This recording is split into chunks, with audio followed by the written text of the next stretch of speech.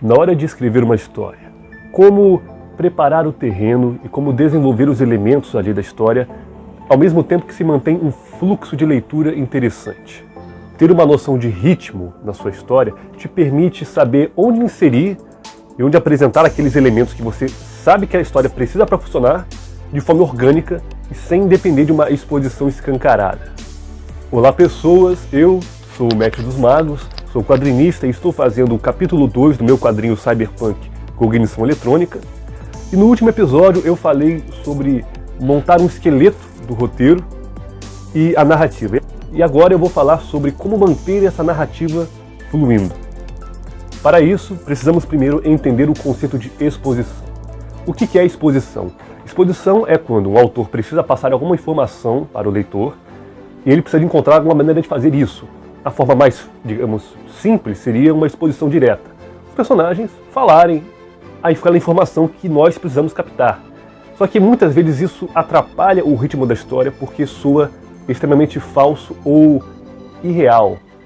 É aquela famosa cena de novela que os personagens falam coisas redundantes e que eles mesmos sabem. Por exemplo, ei, o pessoal está investigando aquela parada lá, eles não podem saber que fomos nós que matamos o cara. Quer dizer, por que dois assassinos falariam isso na novela?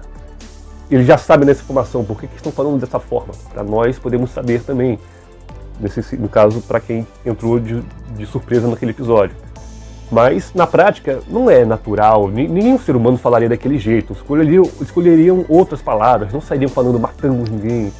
Então, é uma exposição, é uma forma de fazer exposição, só que não natural.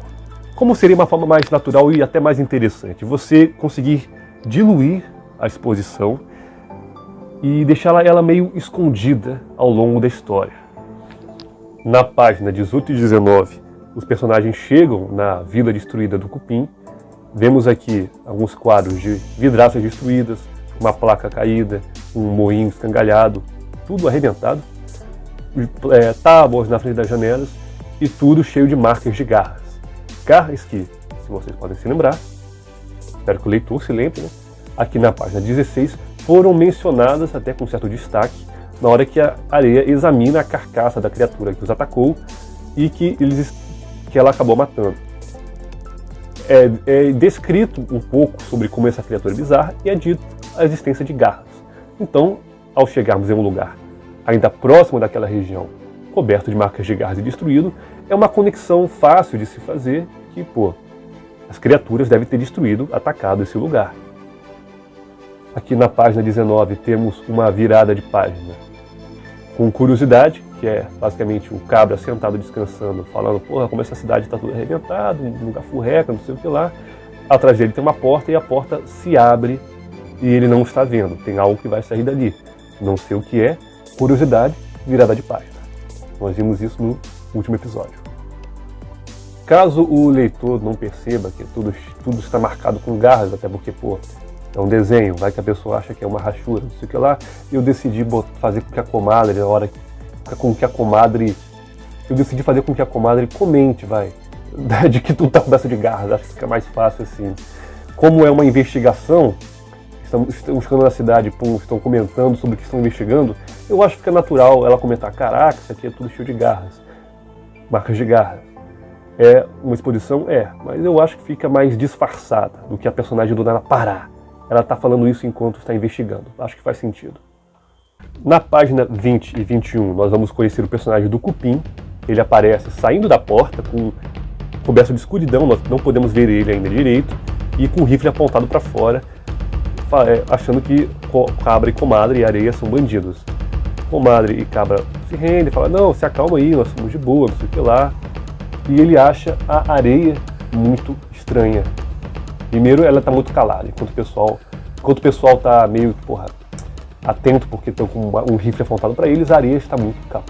O Cupim acha isso estranho, sai das sombras, inclusive aí podemos ver o visual dele, e estranhamente ele exige que a Areia tire a capa dela. Virada de página, temos uma surpresa que é o Cupim atirando no pé da vaca que a Areia está montada, num susto, e gritando, tira a capa, não sei o que lá.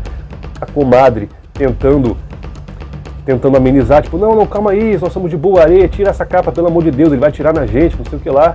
Areia desce da vaca. Temos aqui uma cena meio faroeste, que é Cabra e Comadre no fundo aqui, o Cupim de um lado e Areia no outro, nesse foco. Em cima deles tem uma lâmpada do teto, que dá esse... Opa! Que dá essa luz triangular, dando um destaque da areia pro Cupim. E por que eu digo que é uma cena de faroeste? Porque tem vários quadros pequenos e rápidos do rosto dos personagens. Tem muito isso em faroeste. Mostra o rosto de um, o rosto de outro. Outro elemento também que é comum de faroeste, que eu acho legal, é câmera perto, câmera distante. É muito comum isso em filme de faroeste, principalmente nos antigos. Você tem uma cena muito distante do cenário, os personagens pequenininhos, e depois tem um close muito perto da cara do personagem. Longe, próximo, longe, próximo. Aqui eu quis brincar um pouco com isso. Longe, próximo, e depois volta a ficar longe depois. A Areia e o Cupim se observam em silêncio.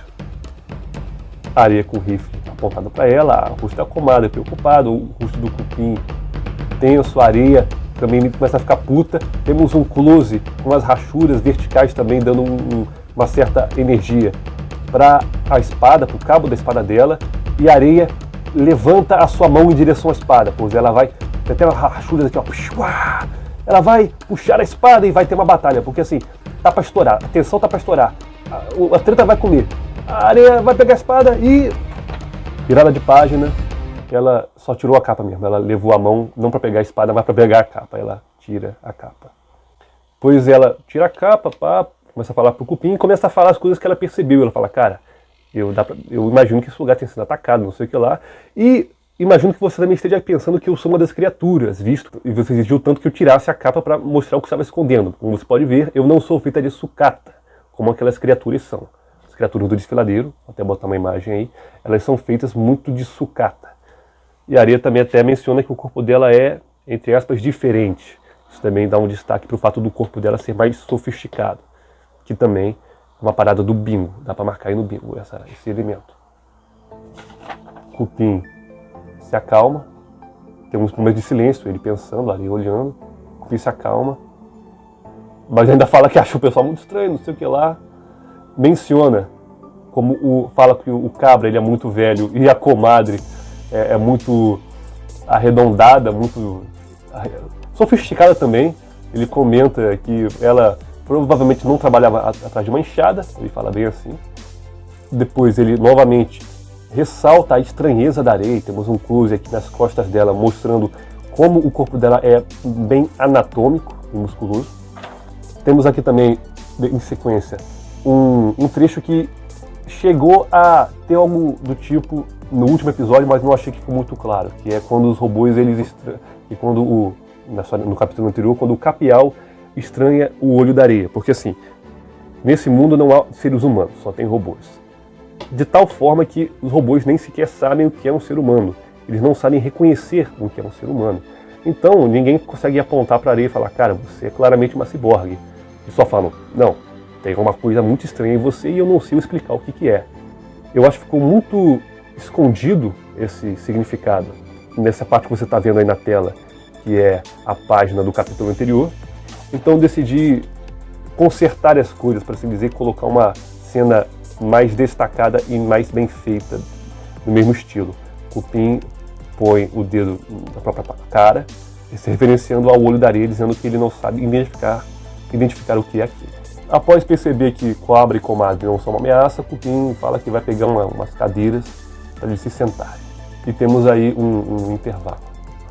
Eu gosto de colocar algumas páginas aqui e ali de intervalo para separar alguns trechos da história em que eu imagino que... Separar alguns trechos da história que para mim uma coisa foi concluída, ou melhor, uma coisa foi aberta, desenvolvida e fechada. Eu acho que é uma separação interessante. Ao mesmo tempo que ler demais, a gente acaba ficando cansado de ler. A gente para um livro pela metade, para um quadrinho pela metade e volta depois. E eu gosto de demarcar ali com esses intervalos porque eu tenho maior controle de onde a pessoa provavelmente vai querer parar. Porque se ela já está, uma parte que eu julgo que a pessoa já estará meio cansada de ler, vou dar um intervalo, já insiro ali para dar uma facilitada. para ter um maior controle sobre o ritmo que a pessoa vai ler. Pelo menos eu gosto de fazer isso. E eu aproveito para inserir nos intervalos alguma coisa que eu acho legal, como por exemplo, uma ilustração que alguém fez, uma informação sobre... Isso aqui é da editora Merda na Mão, colega. Eu coloquei no meio do Cognição, episódio 1. Aqui no trecho da roda de conversa ao redor do Lampião, que é imediatamente em seguida, eu percebi que eu estava levando muito tempo para escrever o texto falado nas bordas da folha, ao invés de desenhar. Aí eu pensei, porra, já como eu tenho o texto escrito, porque eu fiz o roteiro antes dessa vez, eu vou só referenciar, vou botar aqui umas letras coloridas e aqui umas marcações indicando qual fala representa qual. Só que eu estava passando tanto tempo marcando essa parada que estava dando no mesmo. Eu falei, eu vou deixar sem texto aqui na folha, porque eu já tenho o texto aqui. Eu só vou ler essa parada no final, de vez em quando precisar de uma informação, então não precisa... eu sei o que está sendo tratado ali, então não vou ficar botando texto. Botei só umas palavras para facilitar a encontrar, por exemplo, obsoleto, não sei o que lá, interrogação, só para facilitar o entendimento. Aqui na cena da roda de conversa, nós temos uma apresentação melhor do cupim, que vou botar uma imagem do visual dele aí na tela para vocês verem melhor. Ele é um feitor de mero intercâmbio que cuidava do posto de combustível dessa cidadezinha antes dela ser destruída. Nós temos um papo falando sobre a autoestrada e como ninguém mais passou pela estrada comum depois que foi feita a autoestrada. Esse papo quem puxou foi o cupim, como isso atrapalhou a vida dele. Em seguida, a areia, ela discorda, ela entra na discussão falando que, mesmo que seja uma diferença de minutos, na prática, de minutos somam horas somam dias, e em uma escala industrial, ou até de comercial, faz diferença. Então, novamente mostra uma inteligência da areia, marca no bingo. É apresentada mais sobre a construção da autoestrada, também pode marcar no bingo. E tem essa discrepância entre o cupim e a areia. Nós temos uma outra cena aqui, na página 28, que mostra mais da personagem da areia, que é a comadre perguntando por que ela está em pé, convidando para sentar junto com eles. Ela está ali sentada no escuro, isso também é importante, narrativa visual. A areia está em volta de escuridão enquanto os personagens estão na luz, porque ela é fechada. A comadre, continuando, né, a comadre chama a areia para sentar e a areia fala: eu fiquei sentado o dia inteiro, estou afim de ficar em pé. Quero ficar em pé um pouco, fiquei sentado o dia inteiro. Porque ela ficou o dia inteiro montada na vaca. Que, caso você viu o último episódio, a areia poderia ter oferecido a vaca para levar a carga que a comadre e o cabra estavam carregando, mas ela não o fez. Aí tem aqui o cabra olhando para trás, com uma raizinha assim na cabeça, olhando para trás, e ali temos em foco a vaca. A comadre começa a perguntar sobre a história daquele lugar para o cupim. Inclusive vemos um pouco da personalidade mais direta do cupim. Ele fala que esse pessoal da cidade, como a comadre, usa muitas palavras complicadas e ele é um cara mais direto. É que temos um flashback enquanto ele conta mais sobre a construção da cidade, construção da autoestrada e o que aconteceu com a vila dele. Ele conta que antes a cidadezinha, a vila dele era movimentada, depois que teve a autoestrada todo mundo parou de ir lá e começaram a acontecer algumas coisas estranhas, como roubos esquisitos, peças desmontadas, caixas abertas e coisas roubadas sem ninguém saber o que é. A comadre pergunta por que eles não chamaram os bélicos para resolver isso. Os bélicos, se vocês lembram do último episódio, é aquela repartição militar do mundo. Cupim fala que não tinha como chamar os bélicos, porque a partir do momento que a estrada deles ficou obsoleta, pois já existia a autoestrada, os robôs ali também se tornaram obsoletos, se tornaram os tais dos errantes. E os bélicos não protegem os errantes, eles só protegem aqueles que fazem parte do sistema operacional, que é basicamente o sistema que funciona esse mundo. Nós aí também temos um world building falando sobre como os bélicos funcionam. Eles nem apareceram ainda, mas nós já sabemos que a areia tem receio deles, porque se você viu o último episódio você sabe disso. Tem até aqui um destaque sobre isso novamente, que quando é mencionado os bélicos, a areia olha tipo de surpresa assim, tipo, uau, porque chamou a atenção dela. E também como funcionam mais os errantes, como que os errantes ficam à margem da sociedade. O cupim conta que as criaturas começaram a aparecer em números cada vez maiores. Primeiro eles conseguiam lidar com elas na bala, mas depois não tinha como. Tem uma cena que ele para a história, para de contar a história, tem um silêncio, e depois se abaixa, tipo, como se tivesse um peso terrível sobre ele, porque é uma lembrança muito doída. E na página 31 ele encerra a sua história terminando, falando como que ele é o último daquela vila, e que tá tudo destruído, e ele sente falta das pessoas, e é isso aí, ele é um cara bem triste. E os bélicos não nos ajudaram? Ou vocês não julgaram a necessidade de pedir seu apoio? E o Cupim fala, os bélicos. E a Areia olha para o lado, para o Cupim, porque chamou a atenção dela. Os bélicos não nos servem mais, só servem e protegem aqueles alinhados com o sistema. No caso, ele se refere ao sistema operacional, que é o sistema desse mundo aí. A partir do momento que a estrada se tornou obsoleta, nós, os residentes, tornamos-nos também obsoletos. E os bélicos não protegem o que é obsoleto. Aqui temos uma cena mais profunda de que o Cabra pergunta para o Cupim por que ele não foi embora desse lugar. O Cupim suspira e diz, tirando o chapéu, que acho que quando se passa uma vida inteira em um lugar e em um ofício, de repente qualquer outra coisa ele parece inviável, alienígena, sem mais provável. Meu mundo começa e acaba aqui, nessa vila e nessa terra, onde sempre começou. E o Cabra, que era um cara bem calado até esse momento da história, ele é um cara bem calado, ele começa a se abrir também, visto o sofrimento do Cupim. E começa a contar da história dele, porque o Cabra também é um errante. O Cabra conta de como ele era um minerador e tinha vários amigos, e ele trabalhava numa mina, só que a mina ficou mais avançada, começaram a vir máquinas grandes, brocas automáticas, mineradoras automáticas, e ele acabou sendo desconsiderado, pois ele também se tornou obsoleto. Ele se tornou sem propósito e começou a vagar. E aí ele fala como encontrou a comadre, não sei o que lá, que a comadre deu um novo propósito para ele. E a comadre, pegando o gancho, começa também a contar a história dela para o Cupim.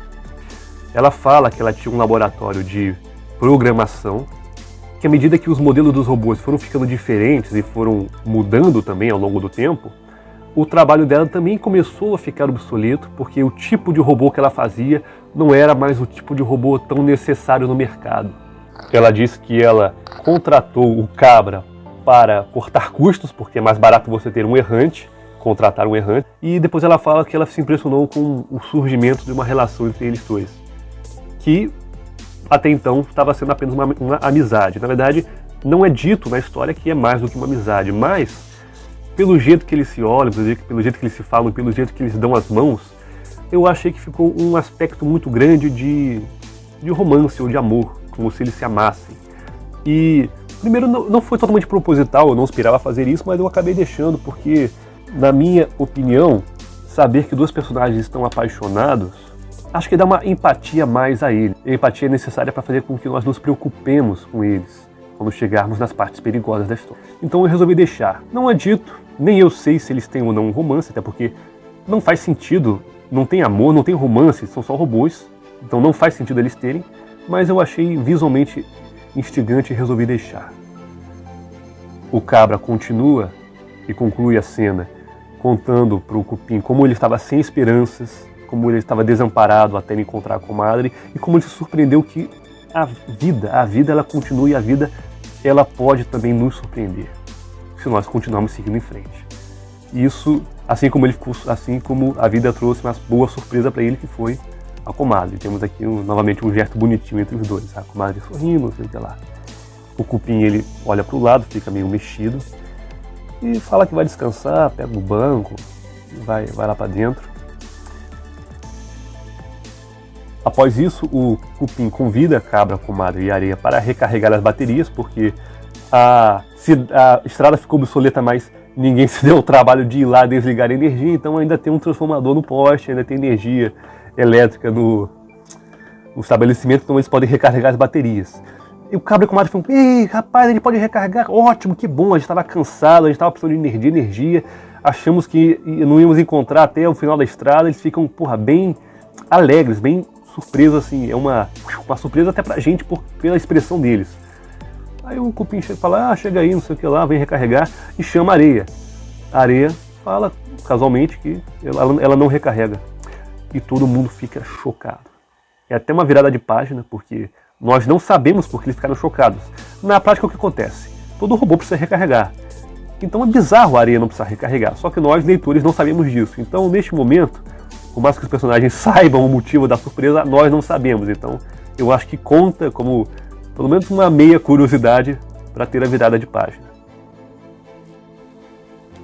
A areia, ela fica sem chão por um momento, porque de repente ela atraiu muita atenção para si, ela não sabe lidar com isso direito, ela inclusive pode até marcar o bingo aí novamente, que a areia ela tem uma dificuldade muito grande com interações sociais, marca o bingo, e ela fala, não, eu não recarrego porque eu tenho um reator interno. Ele falou, um reator?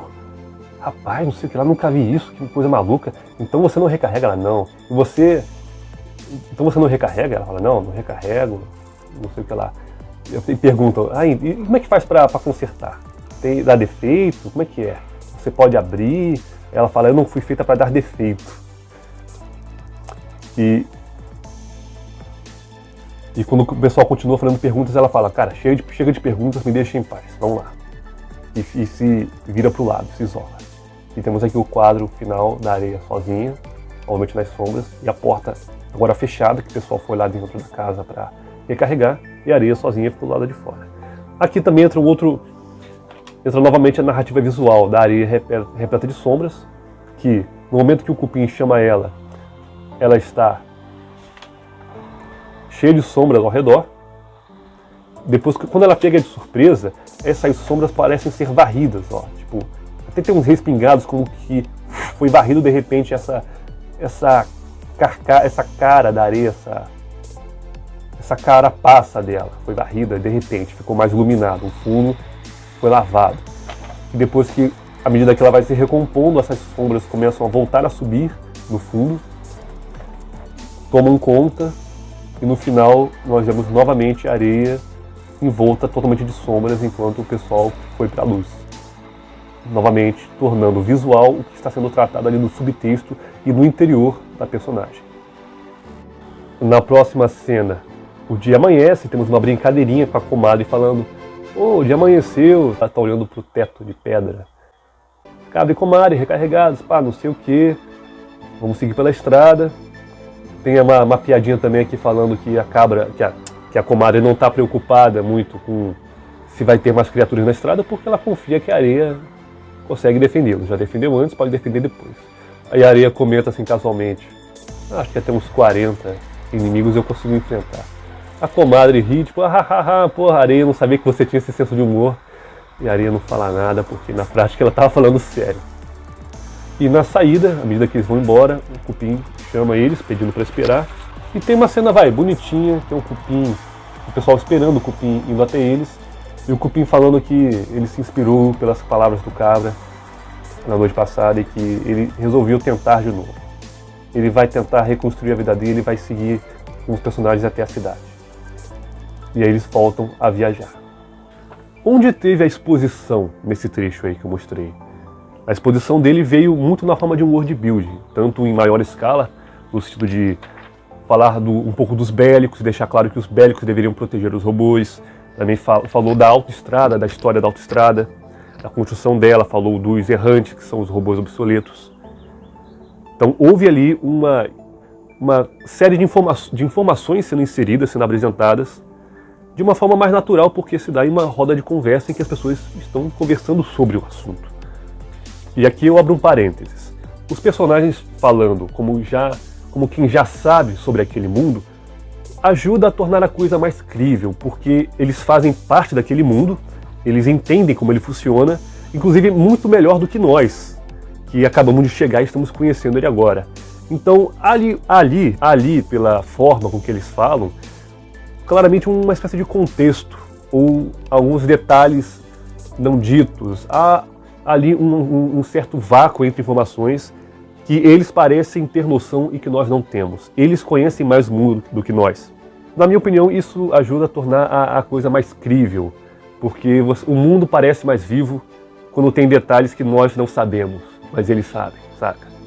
Ainda na cena da roda de conversa, também foram construídos ali alguns foreshadows. Foreshadow seria basicamente o ato de você preparar um terreno, preparar uma coisa, passar uma informação que naquela hora não parece ser tão útil, ou talvez você nem perceba de tão irrelevante que foi, mas que no futuro ela se torna relevante e faz conexão com alguma coisa, o famoso preparar o terreno. Ali nós tivemos os seguintes foreshadows, o papo sobre o combustível. Não é à toa que o cupim ele fica em um posto de gasolina e que ele está vazio. O combustível ele é relevante quando nós chegarmos no desfiladeiro.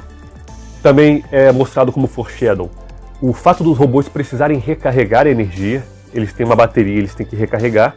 E um terceiro que é o estranhamento do cupim a respeito da areia, porque vai engatar na parada do Arauto do Vão. O Arauto do Vão, eu comentei brevemente no último vídeo, é uma lenda daquela região, e o cupim acredita que a areia é o Arauto do Vão, dessa parte da história. Então essa desconfiança dele é justamente ele já desconfiando, mesmo que nós ainda não saibamos sobre o Arauto do Vão. Quando ele falar, nós vamos poder conectar. Então era por isso que ele estava estranhando tanto ela. É um foreshadow. Nessa parte talvez você possa estar pensando, tá, mas não é um pouco chato ler uma roda de conversa? Pô, é uma história de ação, tem robôs, tem espadas, por que não é chato ver uma roda de conversa? E aí é que tá. Primeiramente, foreshadow e exposição podem ser feitas em movimento, podem ser feitas em cenas enérgicas, tensas, não tem problema. Só que como ali tinha uma cena de roda de conversa, eu decidi aproveitar que era, digamos, mais propício para esse tipo de assunto, para incluir a exposição, foreshadow e tudo mais ali. Agora, sobre se vai ser chato ou não de ler, aí vem o próximo tópico que eu vou falar, que é como dar um ritmo à história.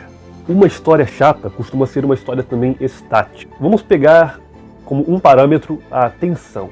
Uma história com baixa tensão, se a tensão está baixa, e a tensão está baixa por muito tempo, aquilo fica chato.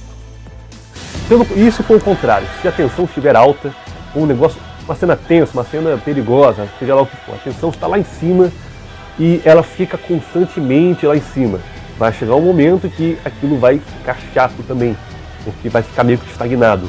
Para criar uma dinamicidade ali, é interessante colocarmos contrastes. Ao invés de fazer uma linha só tenso, só baixo, só meio, não importa, é interessante ali a gente tentar fazer uma espécie de montanha-russa, um vai e vem. Porque esse vai e vem vai criar uma dinamicidade ali que vai tornar a coisa divertida. Entende? Não fica estático. O episódio 2 do Cognição, ele começa primeiro mais lento, com a areia encontrando os errantes, e a tensão começa a aumentar à medida que chega na parte que a areia fica estranha e parece que vai assassinar a comadre, e depois revela que tem a criatura, então a tensão ela sobe, sim. E após isso tem uma calmaria e a tensão volta a descer. Eles vão chegando perto da Vila do Cupim, encontram o Cupim, tem aquela cena de tensa que parece que que vai rolar uma luta entre o Cupim e a areia, e a tensão volta a aumentar. A partir disso, a tensão volta a diminuir depois que eles se acalmam, e tem a roda de conversa aqui nesse grande vale. A história já teve 2 picos até esse momento e 3 momentos de calmaria que eu decidi aproveitar para colocar alguma exposição ali. E nos momentos de pico, nos momentos de tensão, eu prefiro deixar ali o foco, assim como o momento de calmaria eu posso colocar o foco como a exposição, a passagem de informação, o momento de tensão eu gosto de deixar o foco como sendo a tensão. Esse é o ritmo, ou o pacing, em ação. E agora vamos ver como é que a história vai continuar. Em seguida há um certo trecho de desentendimento, pois o túnel começa a se fechar, o terreno começa a ficar mais difícil de andar, e o Cupim comenta: ainda bem que recarregamos ontem, pois ainda há muito chão até a cidade. Se fôssemos delicados como a sua companheira e tivéssemos um reator, ele comenta assim. E a areia fica puta e fala: porra, eu não sou delicada. Ela fica muito pistola quando alguém chama ela de delicada.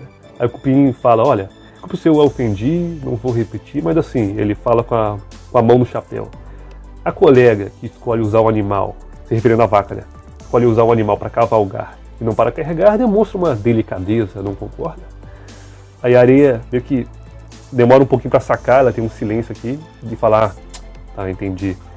Desce da vaca e finalmente fala para cabra e comadre colocarem a bagagem em cima da injetora. E o pessoal fica: ih, rapaz, finalmente! O pessoal fica feliz da vida, cara.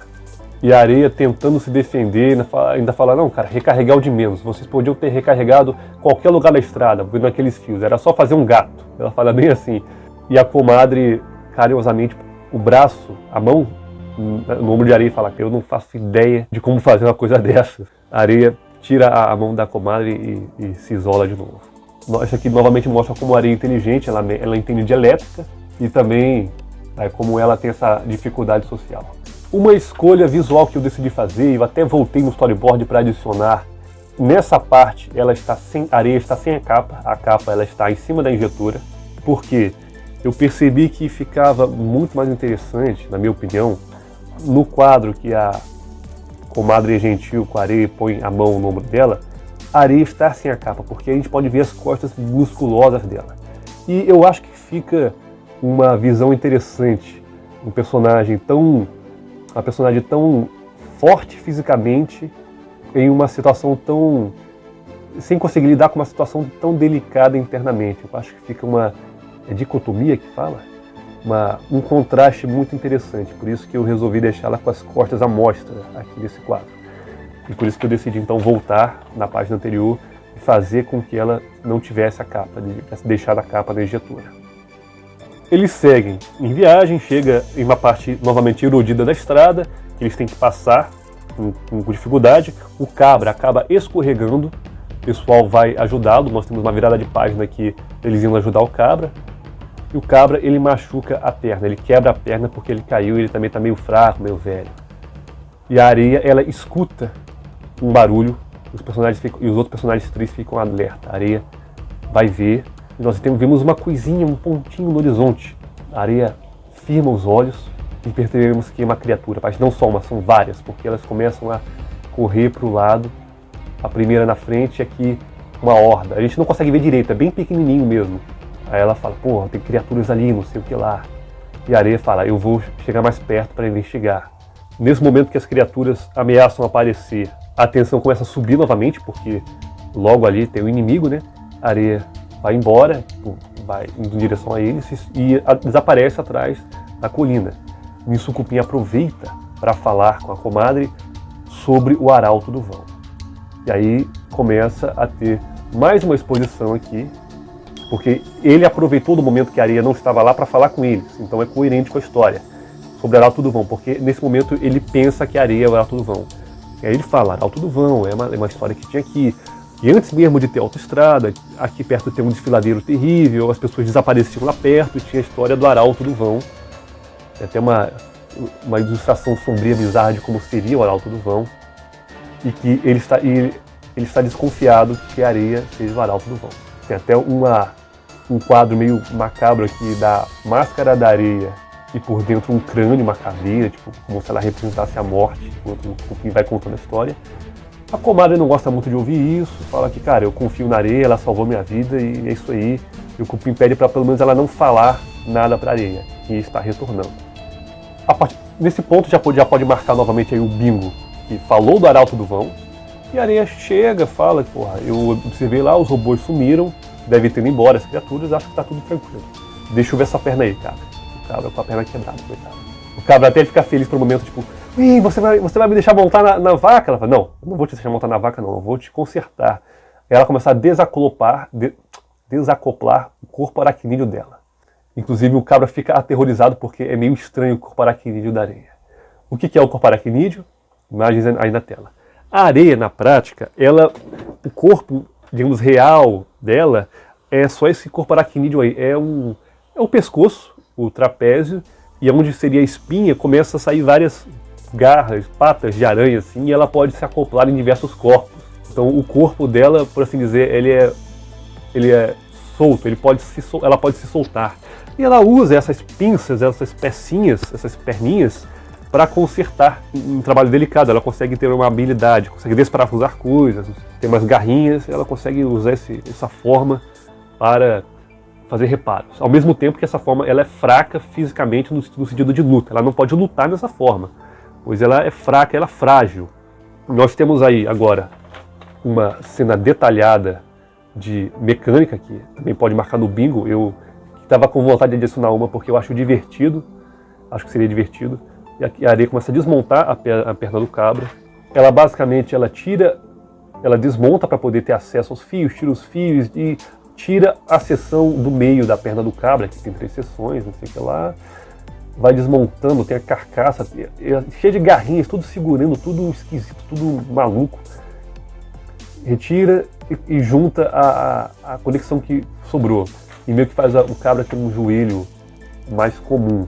Ela fala, ó, isso aí é para quebrar o galho, não faz muita força, é só para você andar. Isso também vai ficar de um foreshadow, porque essa perna vai voltar a dar problema mais para frente.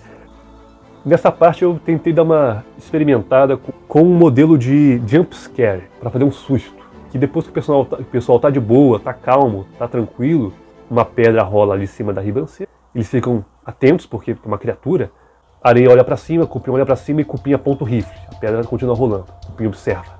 Silêncio, atenção crescente e se acalma. Porque o Cupim, tá, não tinha ninguém, abaixa o rifle, vira pro lado. A estrutura de um jumpscare é feita assim, você primeiro determina um ponto de estranheza, algo não está certo, tem uma tensão, uma calma, e aí sim o susto. E, como vocês podem ver, guardei para virada de página. Quando você vira a página, salta uma criatura já nas costas da comadre atacando ela. Em um quadro até grandinho assim, para dar um destaque. Aí nós temos uma cena de batalha meio árdua, porque a areia ela está desacoplada, então ela está no corpo aracnídeo, ela não pode lutar. Então ela tem que tentar sobreviver a essas criaturas enquanto os outros se viram, até ela conseguir chegar no corpo dela para poder... ela é agarrada, os bichos puxam o cabelo dela, puxam a perna, puxam os outros robôs, começam a levar o corpo dela embora. É uma cena meio tensa assim. Aí ela consegue depois encaixar rapidamente no corpo e aí volta a lutar de fato e desce o cacete nas criaturas. Neste ponto, todos os elementos cruciais que eu preciso para a história funcionar foram postos à mesa. E agora eu tenho a liberdade para poder brincar com eles. A partir disso, podemos tirar a seguinte noção: a divisão da história em etapas, ou ato. Essa primeira etapa, o foco dela foi construir, botar ali as cartas na mesa para poder serem trabalhadas, para poder serem exploradas ao longo da história. Agora que essa etapa foi concluída, eu posso mudar o foco da história para a ação, para o mistério, para o suspense, para a aventura. Porque aquelas coisas que eu sabia que, cara, para a história funcionar tem que ter isso aqui apresentado. Já foi, já acabou. Então agora eu estou livre para poder brincar no próximo ato, próxima etapa. Então voltando aqui ao nosso gráfico. Depois da fogueira nós tivemos um tempo de viagem e uma tensão repentina dos robôs vistos no horizonte. Só que não dá em nada, a gente se acalma, a areia conserta o cabra e depois temos a tensão mais alta que vem de surpresa de repente e a luta contra as criaturas. Na próxima parte da história nós veremos os personagens se aproximando do desfiladeiro e, ainda falando sobre ritmo, dá para se esperar que o ritmo agora vai ter primeiro uma calmaria, pois acabamos de passar por uma cena de ação mais tensa com os robôs atacando e em sequência vai haver a passagem do desfiladeiro. Então a tensão novamente vai voltar a subir muito mais inclusive. E como agora nós encerramos a etapa de construção, podemos riscar o nosso bingo dos elementos necessários a ser construídos. Então nós já tivemos na construção da areia mostrando que ela é inteligente, fisicamente forte ainda não, mas sim apática, o corpo aracnídeo. A areia possui um corpo sofisticado, nós podemos ver isso através da cena do reator. Falta de habilidade social, cabra e comadre, no núcleo cabra e comadre. Vimos a história de cabra, a história do comadre, coragem de cabra ainda não apareceu. Comadre é uma robô mais sofisticada, ela mexe com programação. O cabra é um robô bem velho, confere. Inspiração em terror, já tivemos algumas cenas desse tipo. Apresentar bélicos, confere. Cena de mecânica detalhada já foi. Paranoia do desfiladeiro ainda não. Arauto do vão já. Energia do desfiladeiro ainda não. Origem do ser ainda não. Origem do desfiladeiro também não. E nem a máscara de areia. Esses outros elementos, que faltaram de marcar, eles vão aparecer no restante da história, um de cada vez, está suave. O essencial eram esses marcados. E agora a história pode seguir. Esse vídeo pode ter ficado um pouco longo, eu queria falar detalhadamente sobre o assunto, né? Mas este é o último episódio aqui da nossa série que vai se tratar sobre roteiro e storyboard. Os próximos agora já vão partir para as próximas etapas de produção do quadrinho. No caso, o próximo desenho. Se você gostou desse vídeo, peço que deixe um gostei e se inscreva no canal. O canal está começando agora, está bem pequenininho, então seria uma grande ajuda você deixar um gostei aí. E obrigado por assistir até aqui. Até mais. Que bonitinha. Que bonitinha, tô dormindo. Sim, todo vídeo de escritor, roteirista, seja o que for, tem que ter gato no meio. Não tem como não ter gato. Todo mundo tem gato.